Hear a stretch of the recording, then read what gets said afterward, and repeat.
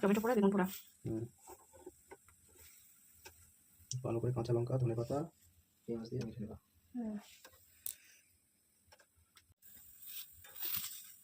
আলুর মাঝখানটা একটু চিড়ে নিতে হবে। টমেটো খোসাটা পুরো হয়ে যায়। এই ছাঁকনিতে আইডিয়াটা ভালো বের করছো তুমি। এটা বেগুন পোড়ার জন্য রেডি দিতে হবে। ভালো পড়ছেও আর গ্যাসটা তো খরচা হচ্ছে না। তাহলে অনেকটা গ্যাস আছে।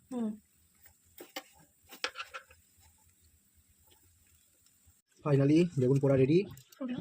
এটাই হচ্ছে বেগুন পোড়া, এই হচ্ছে রুটি। খাওয়া তুমি?